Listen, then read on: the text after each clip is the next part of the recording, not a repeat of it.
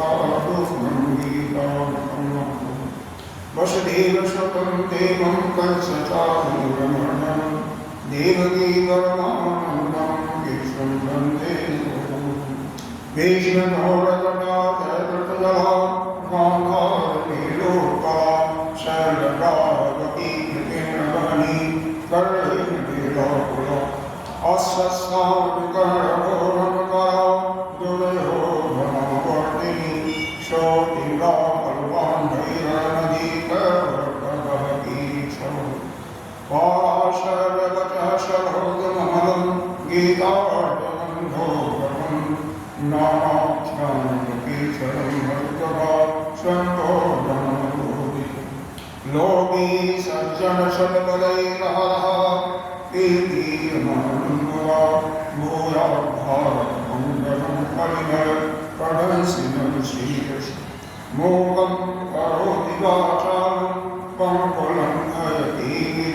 जगति पावनमहं वन्दे परमानन्दमाधवं जं ब्रह्मा वरेण्यो ब्रह्मणः अस्मभन्ति देवैरस्मै वेदैः साङ्गपदक्रमोपनिषत् दत्तैः वदन्ति ज्ञानास्ति तद्गतेन मनसा पश्यन् विषयं साक्षान्तं नविदोषरसेवा देवाय तस्मै नमः देवाय तस्मै नमः। यहाँ पर हम लोग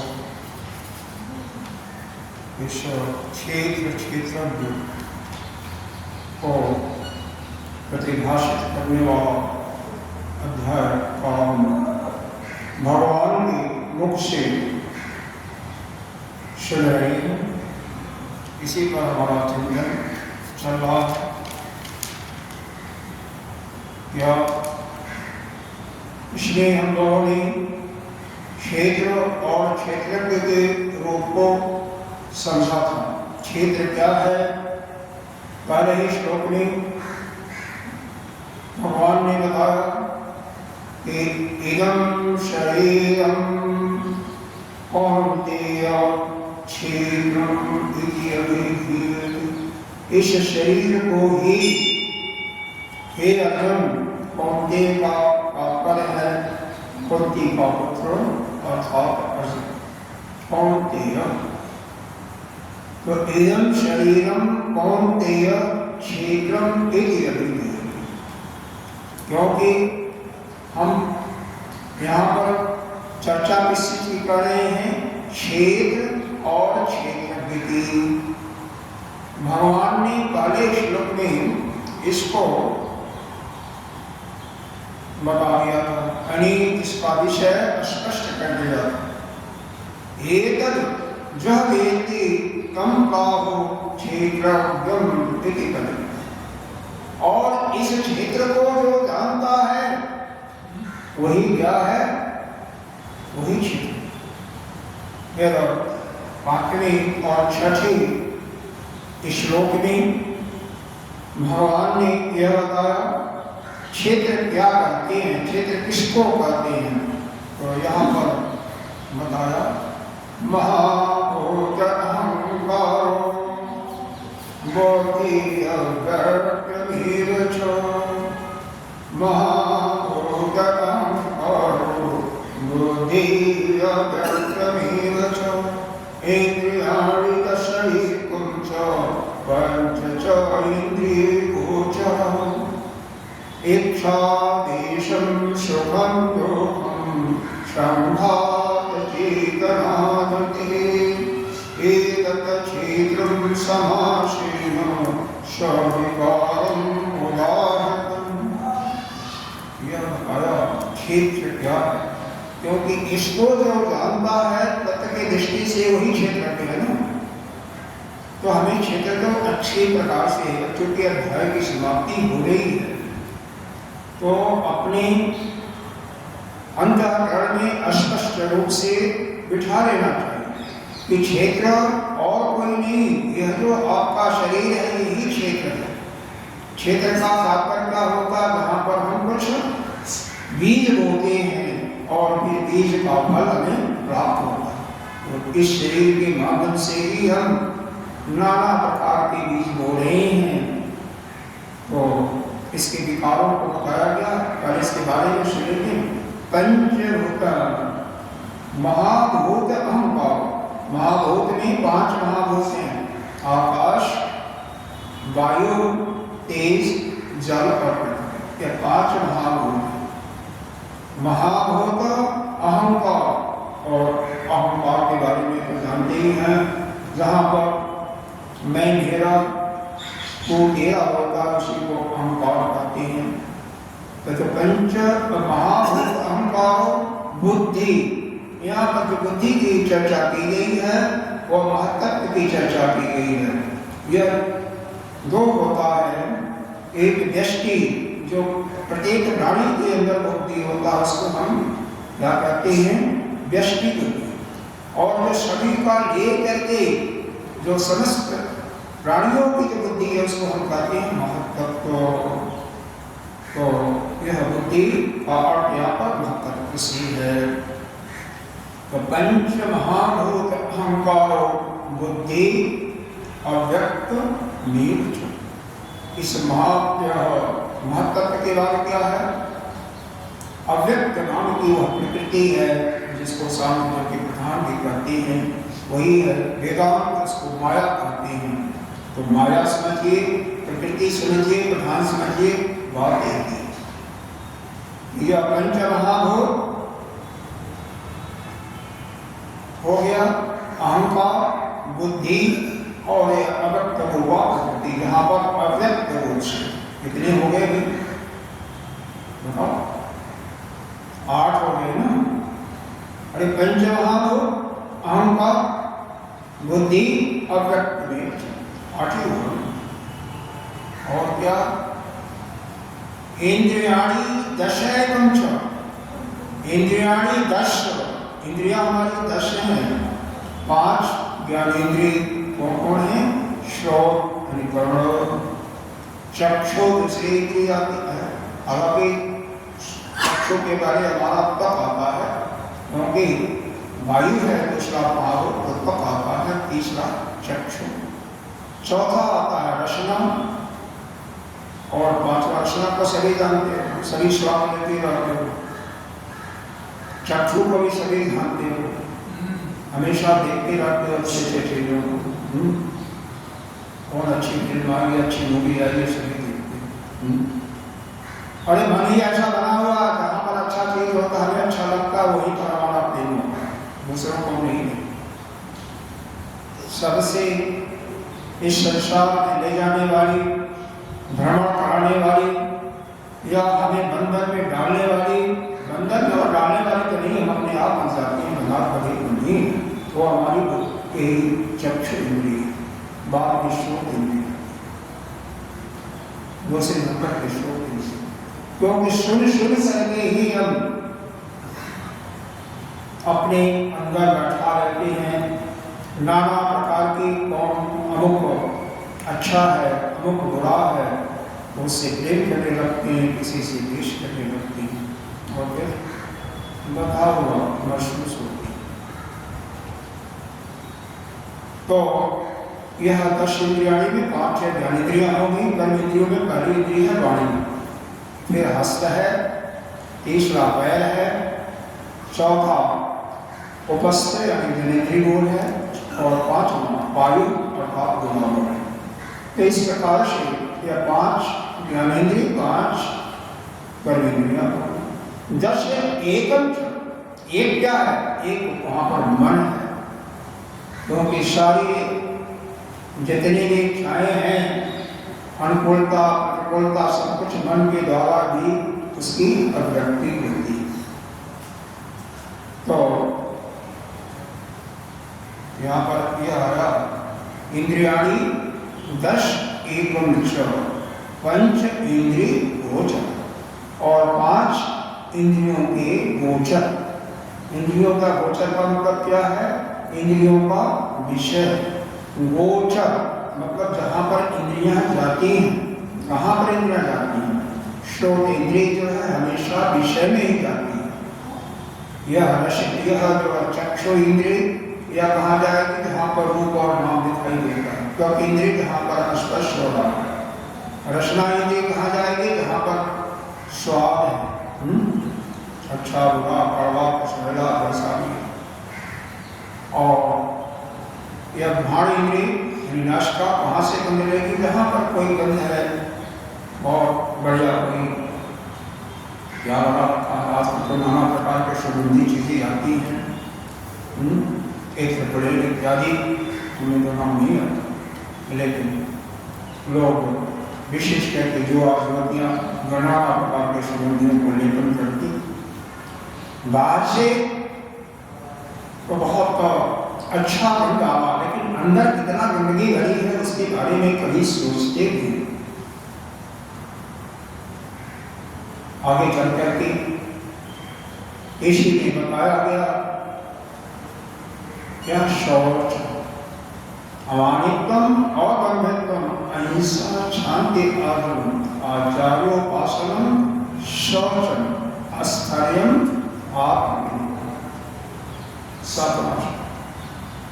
तो अंदर से बाहर से पवित्रता है, सभी लोग रखते हैं, नहाते भी, स्नान भी करते हैं, मंजन भी एक या दो बार करते हैं, जिससे पसीना आता है, तो दिन के बाद गर्मी में स्नान भी करते हैं। लेकिन अंदर, बाहर से तो ठीक है, अंदर जिसके राग द्वेष न हो, काम क्रोध न हो, किसी को देख करके कोई भी वस्तु हो, पुरुष और स्त्री, उसको देख करके कामना ही उत्पन्न न हो। कितना भी मनमोहक दृश्य चल रहा है, लेकिन आपके अंदर उसको पाने की इच्छा न हो। आपके सामने 56 प्रकार का व्यंजन रखा हुआ है, लेकिन आपके अपने स्वास्थ्य के दृष्टि से वह अनुकूल नहीं मालूम हो रहा है, तो उसको लेने की इच्छा ही न। ऐसा जो अपने में कर सकता है वही तो सागर की श्रेणी में आता है। और जैसे हमें मन के अनुकूल कोई चीज दिखाई दिया, कामना उत्पन्न हुई और उसको भरना ठूसना शुरू कर दिया, तो क्या होता है? परिणाम क्या होगा?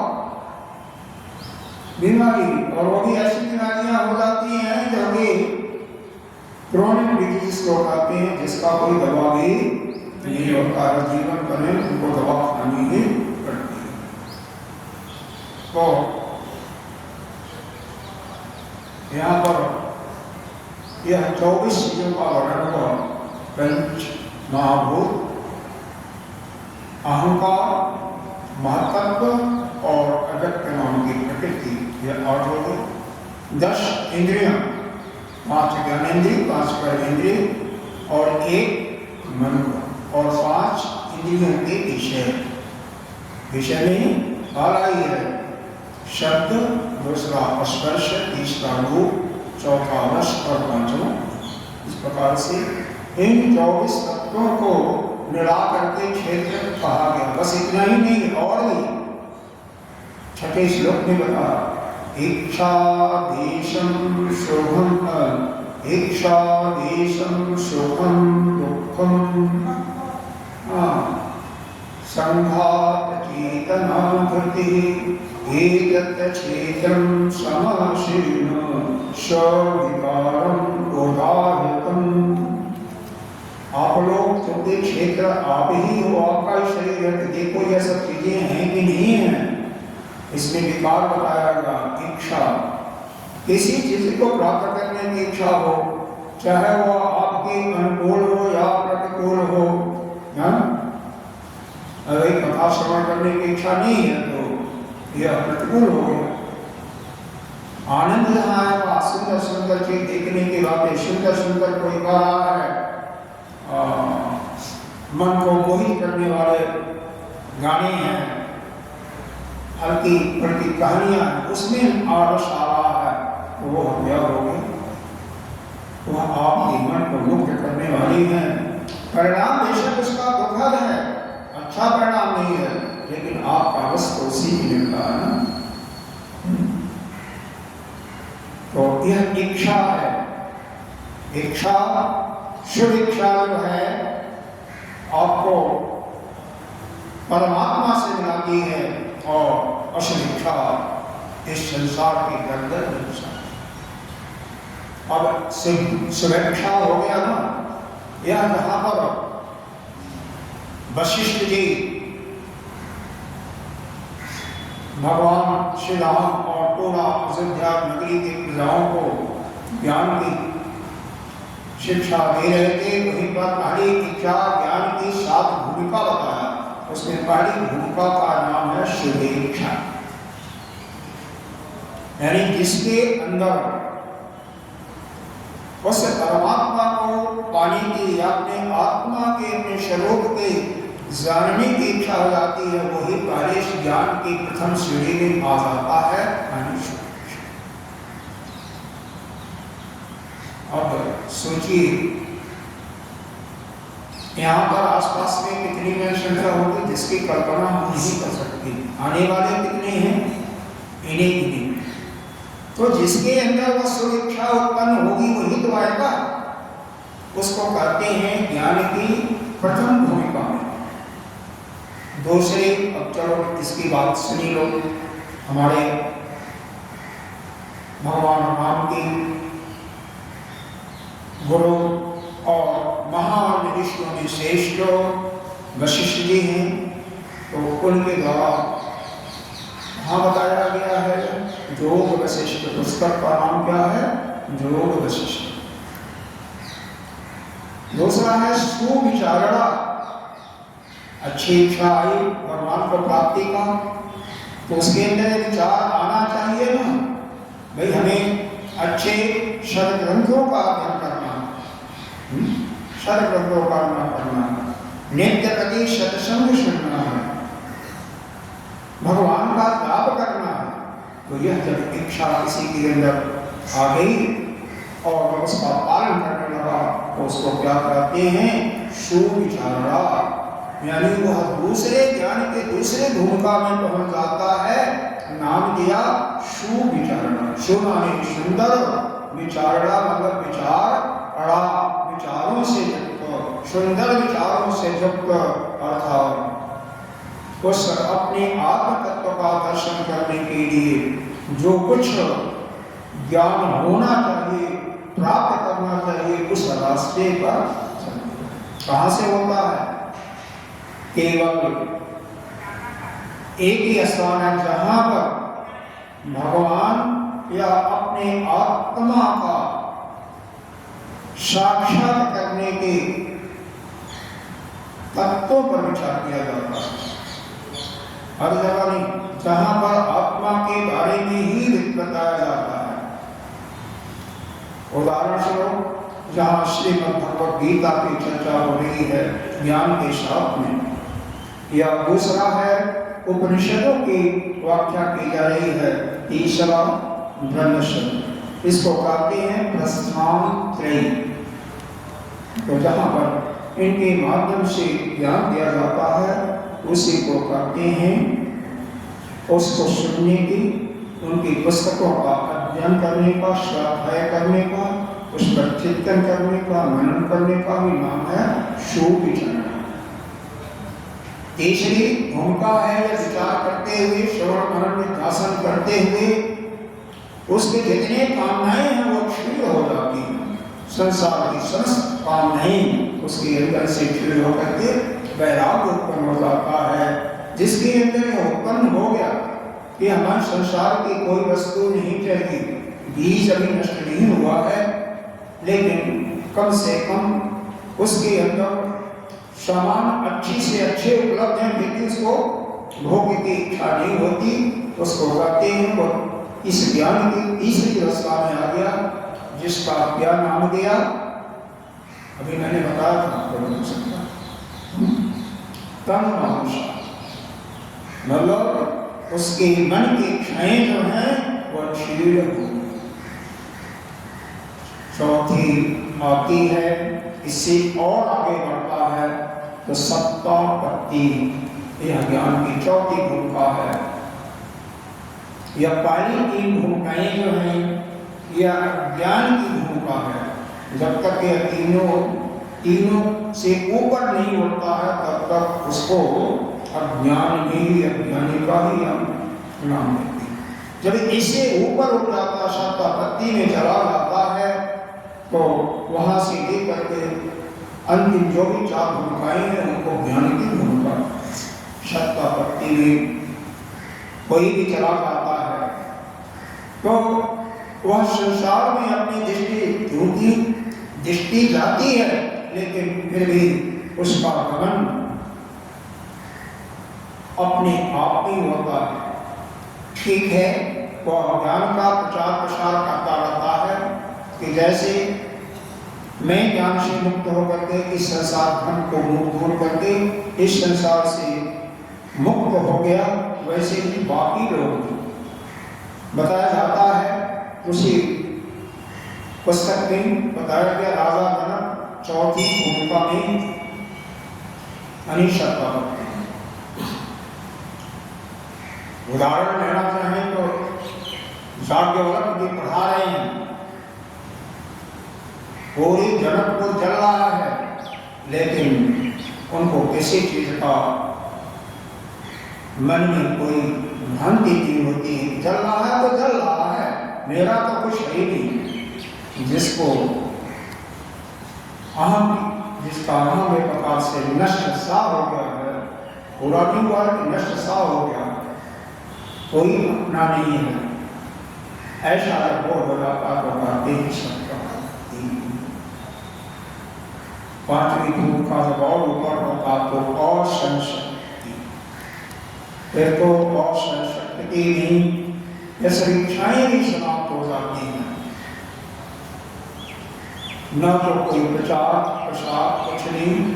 फिर भी अगर कोई प्रश्न पूछता है तो उसका आंसर वो देते हैं, अपने स्वरूप में मस्त। शरीर की जो आवश्यक क्रियाएं हैं वो करते हैं, उसमें कोई दिक्कत नहीं। भाई शरीर है, इसमें प्राण आंदोलन चल रहा है, इसको भोग प्यास लगती है तो उसको पूरा करते हैं। नहीं है भिक्षा मांग करके जैसे भी होता है वो क्रिया करते हैं। जब छठी भूमिका में जाते हैं तो वो क्रिया करने में भी स्मर्थ हो जाते हैं। नाम है पदार्थ भावना या पदार्थ भावनी। वहां पर तो कोई अगर भटकाया, मुंह में खिला दिया, डाल दिया तो खा लिया, नहीं तो कोई मतलब नहीं है। कोई नहीं शिक्षा देना किसी को, कोई कुछ नहीं, सब कुछ अपने धर्म पर बस। क्योंकि संसार तो है ही नहीं, वह तो हमेशा अध्यात्म में ही विरासती है। माल मूत्र का त्याग किसी ने करा दिया, वो हो गया, ठीक है। कपड़े की किसी ने साफ कर दिया तो हो गया, नहीं हो गई। किसी चीज की कोई चिंता नहीं। और अंत में सातवीं भूमिका जो है क्रियावस्था, उसमें तो कोई जंजाल ही नहीं रहता है। 20-25 दिन अधिकतम हमारे गुरुदेव ऐसा बताते हैं, क्योंकि उसमें वो भोजन पानी लगभग सब कुछ छोड़ जाता है, केवल अपने स्वरूप में से कभी गैर भाव में आता ही नहीं, तो कुछ नहीं पाना। इस प्रकार से अभियान की भूमिकाएं होती हैं। तो हमें खुशी है कि कम से कम जो यहाँ पर हैं वह कम से कम पहली अवस्था में तो है ही हैं। पहली अवस्था नहीं बल्कि उससे भी आगे जा करके दूसरी अवस्था में चल रहे हैं। कुछ लोग दूसरी अवस्था में तो प्राप्ति कर रहे हैं, और इसी में से जिसकी मन की इच्छाएं भी, जैसे हमारे पास महात्मा के हैं, उनका नाम क्या है, पराग, वर्ण लेते ही नहीं लगा थी कभी, थोड़ा समय कोई मतलब नहीं।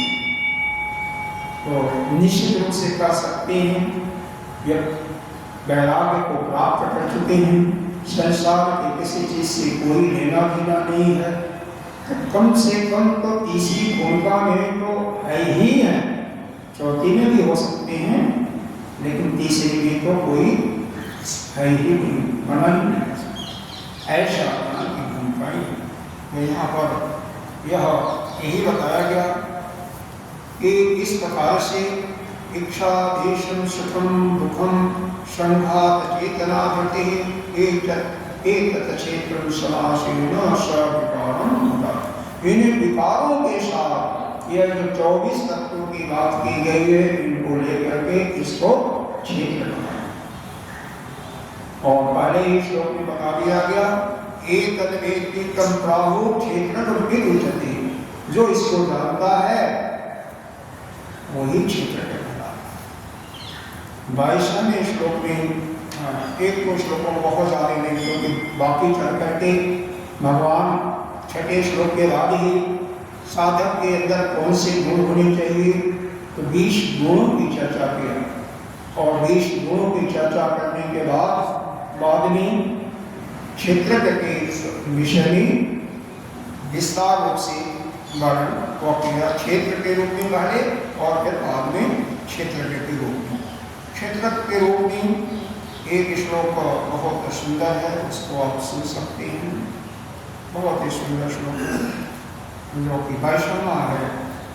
उपद्रष्टा अनुमंता च भरता गुरोक्ता महेश्वर परमात्मा इति च अपि उक्तः देहे अस्मिन् पुरुषः। इसी देह में रहते हुए वह परम पुरुष आत्मा के स्वरूप में कैसा है, उपद्रष्टा बहुत ही सुंदर वह परमात्मा।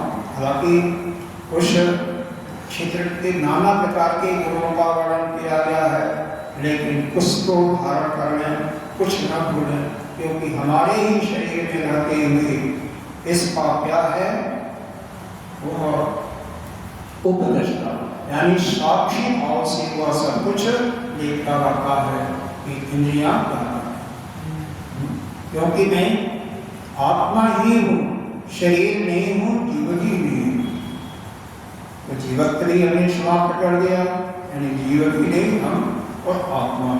तो उस आत्म स्वरूप में जा करके हम सिर्फ क्या भी करते रहते हैं, साक्षी भाव से जो कुछ इन इंद्रियों से शरीर से हो रहा है, साक्षी भाव से अवलोकन करते हैं। अनुबंधा क्या करना चाहिए, क्या नहीं करना चाहिए, अनुबंधा उसका भी हम अवलोकन करते हैं समय समय पर। पहली दूसरी बार में वो अंतःकरण से आवाज आती है कि यह काम करना गलत है और यह काम करना, तो उसकी सलाह दी जाती है। यही भरता भी है, जो जरूरत होती है उसका भी ला करके शरीर को देता है। भोक्ता भी वही है, वही भोक्ता भी है, और वही सभी देवताओं का मालिक महेश्वर के रूप में वही सब कुछ समस्त जीवों के पालन करने का वही विश्वास करते हुए वही सबका भाता। गीता जी के 8वें श्लोक में आया है, 8वें अध्याय में सर्वस्व भाता, शरीर का पालन करने वाला वही है। कभी पुराण शास्त्रकाल अरोढ़ीय सर्वस्वधारम अचिंतरूपम आदित्यम।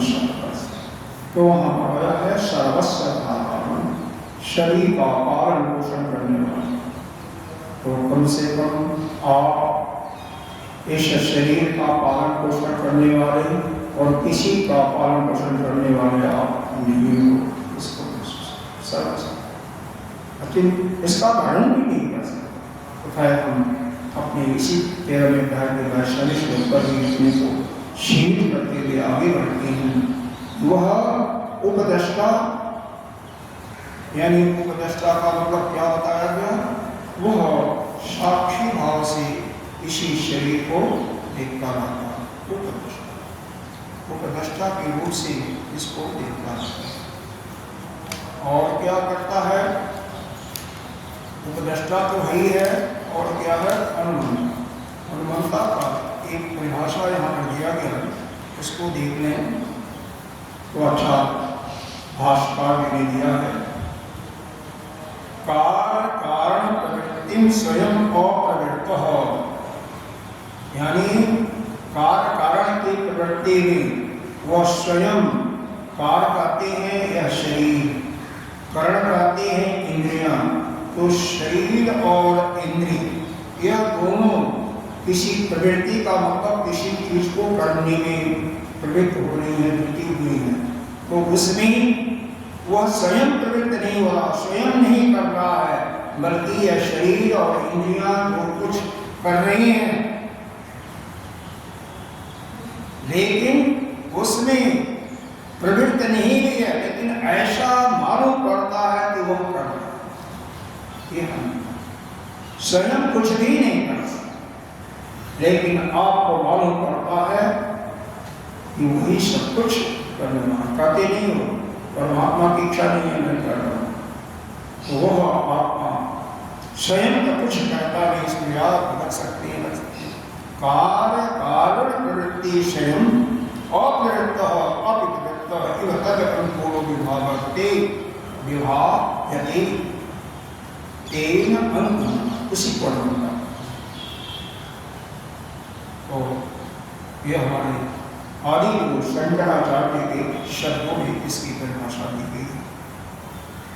आगे चल करके हम इसका समापन करते हुए कुछ बातें बताएं कि भूताकाश क्या है, चित्ताकाश क्या है और चिदाकाश क्या है। एक एक दो वाक्यों में उसको रिपीट करते हुए, जिससे पीछे जो बताया गया है आपके चित्त में पड़ा है, क्योंकि फिर कल से हम 14वें अध्याय को श्री गणेश 14वें अध्याय का श्री गणेश करेंगे। तो यह बताया गया, देखो हर एक दूसरे पर आश्रित है। यह पृथ्वी भगवान को देखें तो वह शेष नाग पर विराजमान है, वो किस पर आश्रित हो गए? शेष नाग। शेष नाग किस पर आश्रित है? जल। भाई जल में है, क्षीर सागर में है ना, और वह जल किस पर आश्रित है? तो वह आश्रित है तेज। शेषनाग तेज, और तेज पर, तेज भी आश्रित किस पर है? वायु पर। वायु किस पर? आकाश पर। इस प्रकार से एक दूसरे का, यद्यपि पूर्ण जो वेदांती है उसके दृष्टि में तो कुछ है ही नहीं, सब कुछ तो यहाँ पर बिल्कुल वेदांत लाएंगे तो वह बात नहीं बनेगी, तो इन पर आश्रय होता है। और वह समस्त उसी आकाश के अंतर्गत नाना प्रकार के जीव प्राणी हैं, पशु हैं, जंतु हैं, पालतू पशु हैं, जानवर हैं, कीड़े मकोड़े इत्यादि सब उसी के अंतर्गत हैं।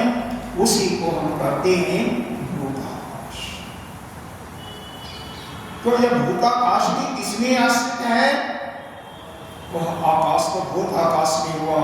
और इसकी कल्पना आपके चित्त में, जहाँ पर जितने भी कार्य करते हैं हर एक का रील आता ही रहता, इकट्ठा होता रहता है।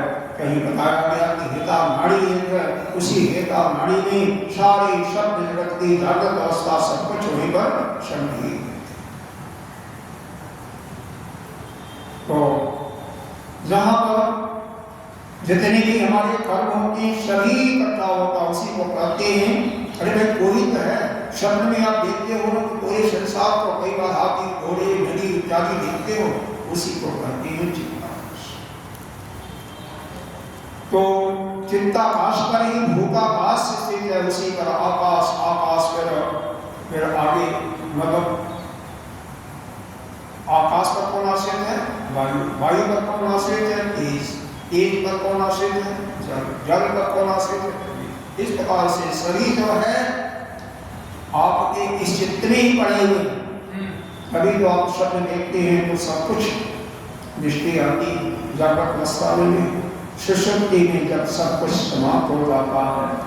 ये चित्ताकाश भी कहीं न कहीं आश्रित है, और जहाँ आश्रित है जिस पर वही आपके वैसे तो उसका वास्तविक स्नान आप नहीं कर सकते, क्योंकि ये तो सब जगह विराजमान है वो परमात्मा, अंदर बाहर दाएं बाएं, यहाँ स्वर्ग हर जगह विराजमान है।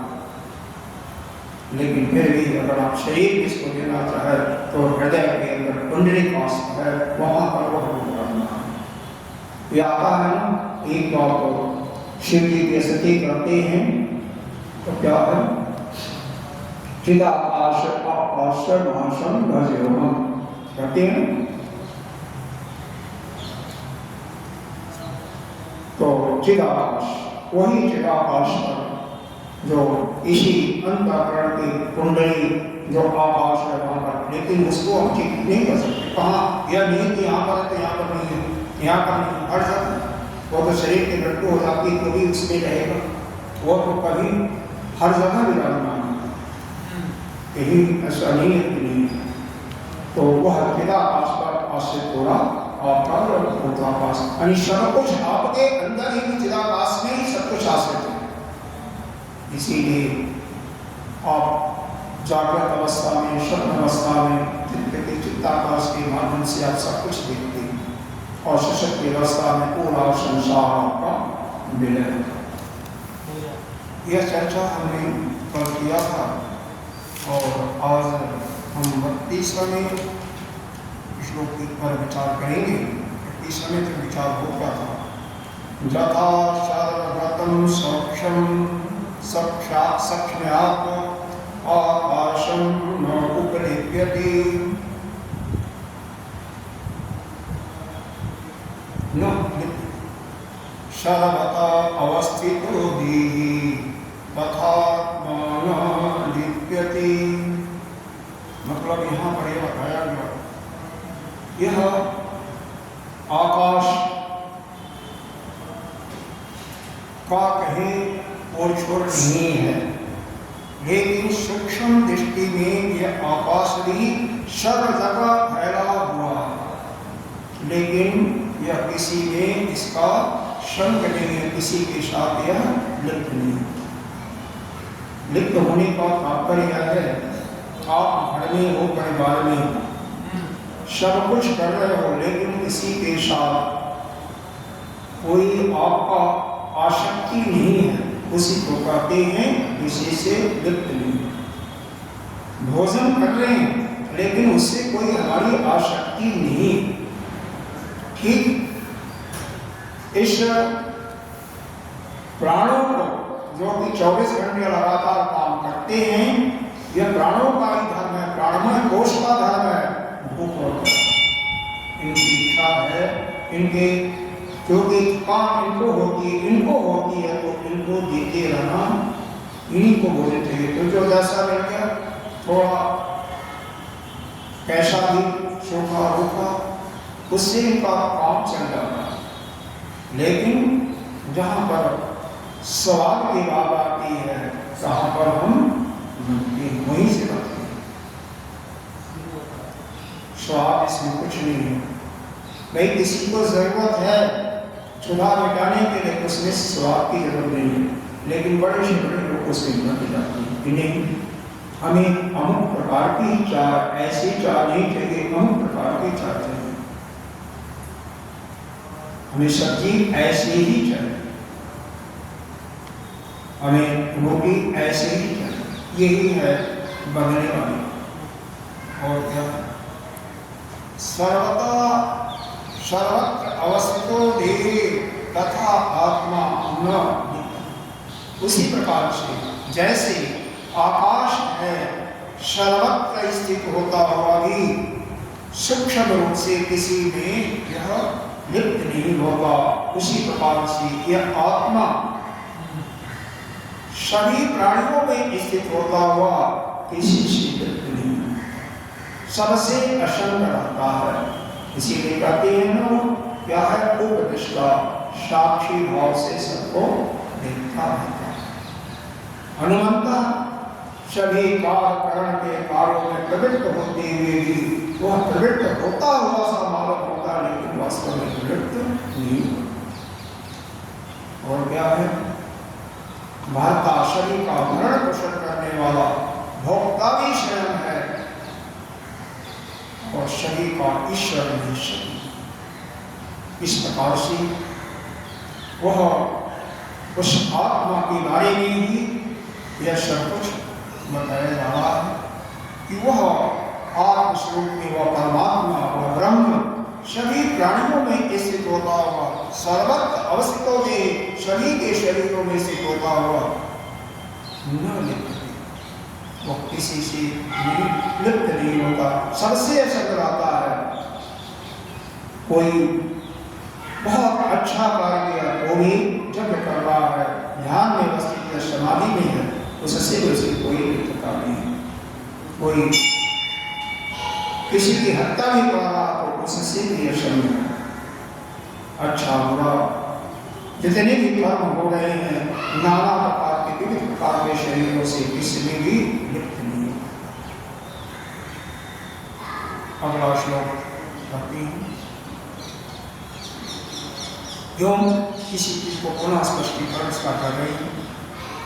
यथा प्रकाश इति एकः कृष्णं लोकम् इमं रविः क्षेत्रं क्षेत्रे तथा कृष्णं प्रकाशति भारतः। कृष्ण माने होता है संपूर्ण, परिपूर्ण, पूरा सुनो। यथा जैसे दृष्टांत दिया गया। प्रकाश इति एकः, सूर्य जो है वही प्रकाशित करता है संपूर्ण सृष्टि को। लोकम इमं रवि, यह जो रवि है सूर्य है एक ही है, वह संपूर्ण लोक को प्रकाशित कर रहा है। यथा प्रकाश इति एकः कृष्णं लोकम इमं रवि, यह जो सूर्य है अकेला ही पूरी सृष्टि को समस्त लोकों को प्रकाशित कर। उसी प्रकार से क्षेत्रम क्षेत्री तथा कृष्णम प्रकाशयति। उसी प्रकार से हे भारत, हे अर्जुन, वह एक होते हुए भी कौन? वही ब्रह्म जो आत्मा रूप में विराजमान है। क्षेत्रम, क्षेत्र वह सभी को प्रकाशित करना, सबके साथ असंग रहते हुए सभी प्राणियों में असंग रहते हुए रह रहा है। इसका मतलब यह नहीं है उनके शरीर में बाहर नहीं, बाहर भी है, अंदर भी है, सब सर्वत्र, लेकिन सभी से देखो यहाँ पर भाष्यकार ने एक शब्द कहा, एक लाइन है, इसको सुनिए। रवि दृष्टान्तः अत्र आत्मनः उभयार्थः अपि भवति। रविवत् सर्वक्षेत्रस्य एक आत्मा और एक जड़। यहाँ आत्मा में यह जो सूर्य का दृष्टांत दिया गया दोनों प्रकार से ही घटता है। आत्मा सूर्य के ही भांति समस्त शरीरों में एक है। मतलब यह है कि सारे जितने भी जीव हैं, चर अचर पर्वत इत्यादि, सब में वही परमात्मा है, उसके अलावा अतिरिक्त और कोई नहीं। एक ही परमात्मा सभी के अंदर विराजमान है, कोई अलग नहीं। और किसी से एक कोई काला चीज हो गया कि सभी प्राणियों में ब्रह्मा से लेकर के सबसे छोटे जीव जंतु तक सब में वही है आत्मा के रूप। दूसरी चीज वो किसी से भी लिप्त नहीं, वो हर एक से असंग। इसके बाद इस पूरे 13वें अध्याय का उपसंहार करते हुए अंतिम श्लोक। क्षेत्र क्षेत्रज्ञो एवं अनंतरं ज्ञान चक्षुषा भोग प्रकृति मोक्षं च वे विदुः यान्ति ते वरम्। इसीलिए इसी श्लोक को समझने के लिए हमने क्षेत्र ही बताया, जो पहले बताया था परमात्मा ने भगवान ने क्षेत्रज्ञ भी बताया, क्योंकि यह सबका निचोड़ ही दिया है कि क्षेत्र अंतर, जो भी इस क्षेत्र और क्षेत्र के भेद को, अंतर माने भेद, क्षेत्र को एवं अंतर, ये माने जैसा पीछे बताया गया है, जैसा कहा गया है, उस क्षेत्र और क्षेत्र के भेद को ज्ञान चक्षुषा, ज्ञान के दृष्टि से जो ठीक जानता है। कैसे जानता है? भूतः प्रकृति मोक्षम, यह प्राणी प्रकृति को धारण करता हुआ, प्रकृति के ही गुणों को धारण कर रहा है ना, सत्वरज तीनों प्रकार की, और फिर भी जो मोक्ष की इच्छा करने वाले हैं, इनको अविद्या रूपी भूतों को, यह जितने भी भूत को धारण किया अविद्या ही कहेंगे मोक्ष को, यानी उसका अभाव कर देने के बाद ही विदु यान्ति ते परम, जो इस ब्रह्म स्वरूप का, परमार्थ स्वरूप ब्रह्म को प्राप्त हो जाते हैं पुनर्जन्म में। यानी जो इस क्षेत्र का क्या है? वही जो है सभी प्राणियों के जो प्रकृति के साथ लिप्त हैं अज्ञान में, उनके मोक्ष का कारण भी है। विदु यान्ति ते परम, जो उसको ठीक इनके वेदों को जानते हैं, वही उस परम गति को प्राप्त होते हैं। यानी उनका फिर दोबारा इस संसार के में आने का यह जो ताका लगा हुआ है वह समाप्त होगा। फिर इस दुखालय संसार की भरोसा करनी नहीं। यह बात समझ में आई? मतलब यह जो क्षेत्र है, कौन सा क्षेत्र है? 24 तत्व वाला बताया ना, क्या क्या? महाभूत अहंकारो बुद्धि अव्यक्त दश इंद्रियाणि दशैकं च पंच इंद्रिय गोचर। इस प्रकार से 10 इंद्रिय, एक मन, 5 इंद्रियों के विषय, पंच महाभूत, और क्या क्या है? अहंकार, महातत्व और अव्यक्त रूपात्म। यह 24 गुणों को युक्त यही नहीं है, इसके विकार भी हैं। इच्छा, देशम, सुखम, दुखम, संघात, चेतना, गति, एक क्षेत्र समासेन सविकारम उदाहरण। तो इन विकारों के साथ उसको ठीक जानता है क्षेत्र को, और इसको क्योंकि इसको जानने वाला ही तो क्षेत्रज्ञ है, जो कि बताया उपनष्टा, मनता, भर्ता, भोक्ता, महेश्वर, वही महेश्वर ही है। एक वही महेश्वर है, सबको प्रकाशित करने वाला, सूर्य की मापी को ही बताया, अभी बताया जाता है किसी, लेकिन किसी से भी असंग है, किसी से लिप्त नहीं होता। ऐसा जो क्षेत्र है, और जो क्षेत्र इन विकारों वाला 24 तत्व वाला, उसको जो ठीक जानता है दोनों के अंदर को, वह पुनः इस जीवन मरण रूपी संसार सागर में नहीं आता, यानी वह मुक्त हो जाता है। देखो, हम बंधे नहीं, लेकिन ब्रह्म विषय को नहीं जानते, ज्ञान की कहीं से प्राप्ति नहीं होती, केवल अज्ञान का नाश हो जाता है। अज्ञान के नाश होते ही, हमारे भ्रम के नाश होते ही हम ज्ञान में, आत्मा हमेशा ज्ञान स्वरूप है, ऐसा नहीं है एकदम अज्ञानी है, लेकिन उस माया से सब कुछ माया की हमें कुछ मालूम नहीं होता, मन पड़ जाता है। जैसे हमारे अंदर से विद्या बढ़ती है, ऐसे हम वही ब्रह्म होंगे जो थे पहले भी। ऐसा नहीं था कि पहले नहीं थे, अभी जाने ऐसा नहीं था, पहले भी करेंगे। यहाँ पर थोड़ा सा